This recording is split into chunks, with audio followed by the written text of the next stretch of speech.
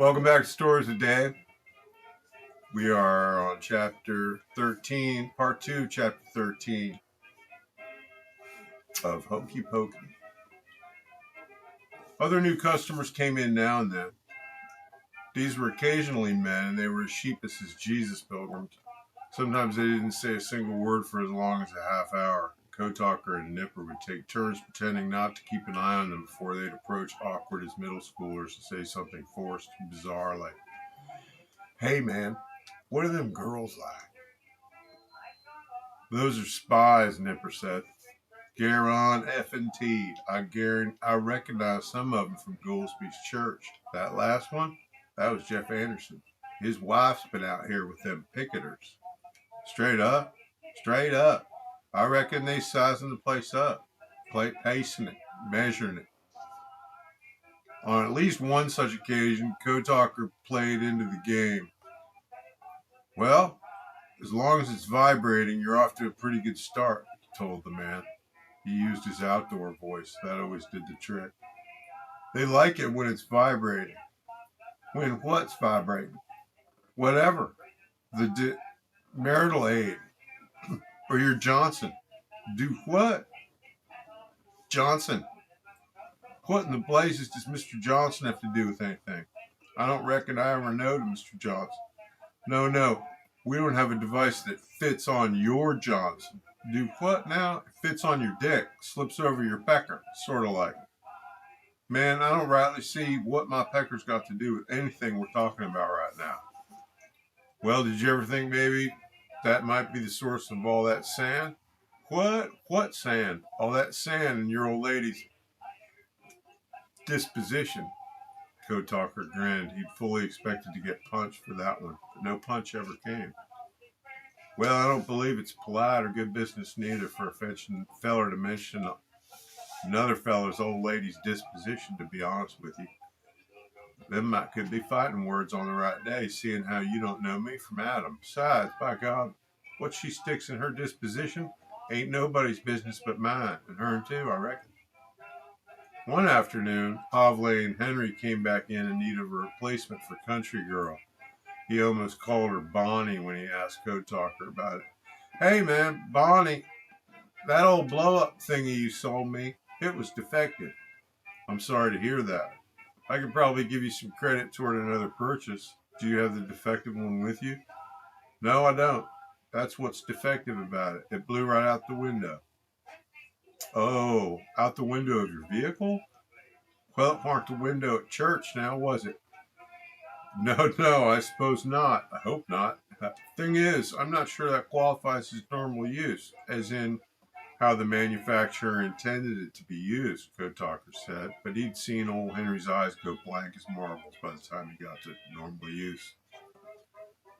"Sure, we can do that," Code Talker said, deftly surrendering the inevitable struggle. Deft surrender was a heavyweight social kung fu maneuver that had taken him a lifetime to learn and some additional years to truly master. "Go on ahead and just pick another one, whichever one you want. It's the same price. We'll just call it even." "Well, I appreciate you," old Henry said, grinning. You could tell by his grin that he had won. He hemmed and hawed for a minute, lingering over the French maid model and the office girl model, before he finally settled on the Nubian goddess. 5 minutes later, he came back in and exchanged the Nubian goddess for the French maid. "I got to thinking about what they said last time about Cumberland," he said. "Them up there might not understand." As he pulled off down the gravel road, Code Talker said, "Not for nothing, man, but that dirty old effort. I mean, just own it, you know? Just say, I humped it to death and bought a new one, and take it a little easier next time. Poor Country Girl." That following afternoon, they were honored by a visit from none other than Cotton Langford. But Cotton wasn't shopping, and he didn't need an exchange either. He, too, was in search of a country girl, a real one, and he looked worried. Usually when Cotton looked worried, there was something worth worrying about. "Kids ain't seen T, have you?" They shook their heads. They had not. "How about Wally? You seen Wally or Hygiene?" "Shit, man, we haven't seen Wally in weeks," Nipper said. "He ain't been home to the hideout in at least that long. We thought he was camping out at the trailer or standing with y'all or Hygiene. What's up?" You look out of sorts there, Cotton. Man, all hell's breaking loose is all. They was running a batch on the mountain last night, right? One last little one. And they got all the way up to the last stage before figuring out they didn't have no turkey baster. And T said, F it, she's going to siphon it up. You know, old school.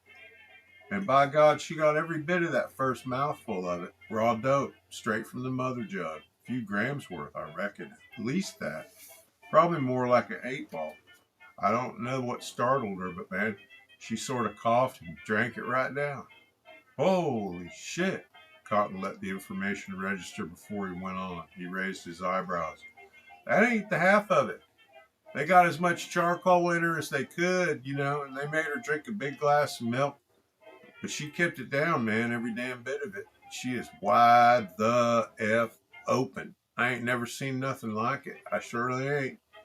Cleaned the effing house 3 times, mowed the daggum yard, weed whacked the trim, and that was just her getting warmed up. Dug a big hole. Just dug a big effing hole right in the middle of the backyard. Said she was making a hot tub. We knew we'd better get in the way. We knew better than to get in the way. Just let her run out, I told Tammy. She'll run out of batteries eventually. Did she? No. No, she didn't. After she dug that hole, she got to bleeding some, you know, minstrelly. And we got her to lay off it and stay in the air conditioning some. Then she cut my dog's hair. King, the shepherd, yeah, man. With a pair of them eyelash manicure and tweezers. She cut every last effing hair or close to it. Poor mother effer. Then she turned them things on herself. Said she needed to straighten her hairline out some. Yeah, we didn't care so long as she was safe inside the house, but you know, she come out of the bathroom, buddy. I tell you what, I ain't never seen nothing like it. She took and tweezed all along her hairline until it was pushed all the effing back on top of her head.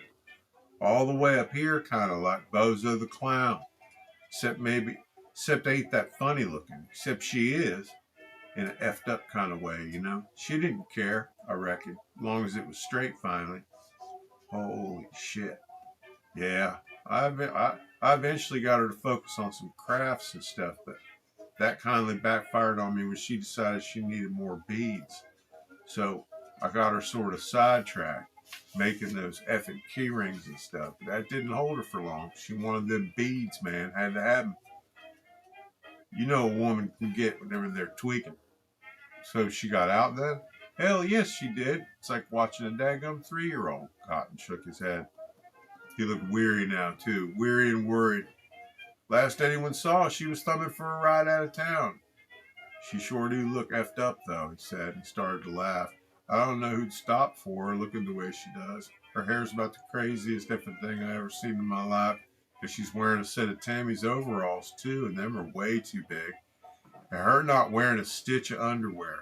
She may have a dildo on her, too, that Tammy hid in them overalls. I don't know why that worries me so bad, but it does.